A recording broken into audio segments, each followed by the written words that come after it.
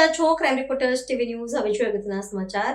શંખેશ્વરમાં દાખલ થયેલ લૂંટેરી દુલ્હન ગુનામાં નાસ્તી પડતી મહિલાને પોલીસે ઝડપી પાડી. યુવાનોને પુલાર કરાવી આપી લૂંટેરી દુલ્હન ટીમ 3 લાખ પડાવ્યા.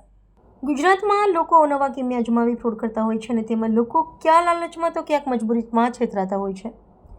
ગુજરાતમાં અવારનવાર આવા છેતરપિંડીના બનાવો સામે આવતા હોય છે. તેમાં લાખો રૂપિયા શોર્ટકટમાં રૂપિયા કમાવાની લાલચમાં નવા છેતરપિંડીના કિમિયા અજમાવતા હોવાના બનાવો સામે આવતા હોય છે. તે પછી ફોન દ્વારા હોય કે બેંકમાં ખાતું ખોલાવી રૂપિયાની લાલચમાં કે લગ્ન કરાવી આપવા બાબતે એનકેન પ્રકારે ટકટોળકીને લોકોને છેતરતા હોય છે.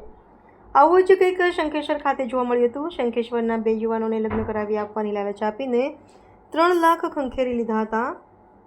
તેમાં શંખેશ્વરના અશોકભાઈ ખેર તેમજ ઠાકોર આશિફજી પાસેથી લૂંટેરી દુલ્હન ટીમ દ્વારા 3 લાખ રૂપિયા ખંખેરી લીધા હતા. આથી આ બંને યુવાનોએ શંખેશ્વર પોલીસ સ્ટેશને પહોંચી સઘળી હકીકત જણાવી હતી અને શંખેશ્વર પોલીસે અલગ અલગ 2 ગુનાઓના બનાવમાં શંખેશ્વર પોલીસ સ્ટેશને 9 લોકો સામે ગુના નોંધ્યા હતા.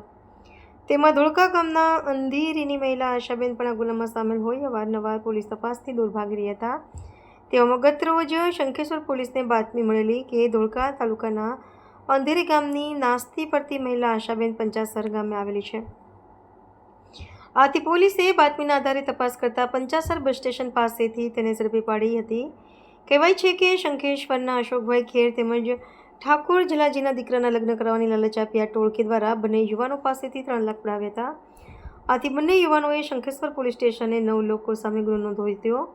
તે ગુનામાં નાસ્તી પડતી મહિલા આશાબેન રહે અંધેરી તાલુકો ધોળકાવાળાને 50 પાટિયા પાસેથી ઝડપી પાડી હતી. રિપોર્ટર શંખેશ્વર ગુગાજી ઠાકોર.